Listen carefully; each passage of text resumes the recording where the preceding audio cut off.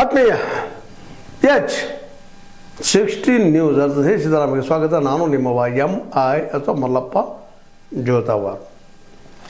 ನಮ್ಮ HDK ಕುಮಾರಸ್ವಾಮಿಗಳು ಮರಳಿ ರಾಜ್ಯ ರಾಜಕಾರಣಕ್ಕೆ ಬರ್ತೀನಿ ಎನ್ನುವಂಥ ಮಾತನ್ನು ಆಡಿದ ತಕ್ಷಣ ಜೊತೆಗೆ BJPಯ ಹೈಕಮಾಂಡ್ ಬಲನೂ ಅಲ್ಲಿದೆ. ಯಾಕಪ್ಪ ಅಂತಂದ್ರೆ BJPಯಲ್ಲಿ ಯಡಿಯೂರಪ್ಪನವರು ಹೌದು ಗೆಲ್ಲಿಸುವ ಶಕ್ತಿ ಇದ್ದರೂ ಮೊದಲನೇ ಯಡಿಯೂರಪ್ಪನ ಇವರು ಅನ್ನುವಂಥದ್ದು, ಅಷ್ಟು ಮಾಡಿ ಜನ ಇವರು ನಂಬ್ತಾರ ಅನ್ನುವಂಥದ್ದು. ಜೊತೆಗೆ ಏನೋ ಪೂರ್ವಾಗ್ರಹ ಪೀಡಿತ ಭಾವನೆ ಇರ್ಬೋದು, ಆದಷ್ಟು ಯಡಿಯೂರಪ್ಪರ ರಾಜಕೀಯವನ್ನು ಬದಿಗೆ ಸರಿಸುವಂಥ ಲೆಕ್ಕಾಚಾರ ಇರ್ಬೋದು. ಭಾಳ ದಿವಸ ನೋಡ್ತಾ ಇದ್ವಿ. 2023 ಅದು ಮಾಡಿದ್ರು, ಆದರೆ ಯಶಸ್ವಿ ಆಗಲಿಲ್ಲ.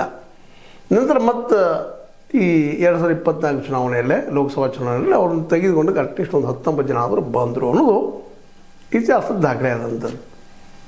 ಈಗ ಅವ್ರು ತೆಗಿಯೋಕ್ಕಿಂತಲೂ ಅವ್ರು ಇಟ್ಟುಕೊಂಡು ಈಗ ನಿಮ್ಗೆ ಹಲವು ಸಲ ಮಾತಾಡಿದ್ದೀನಿ ಮಾತನ್ನು.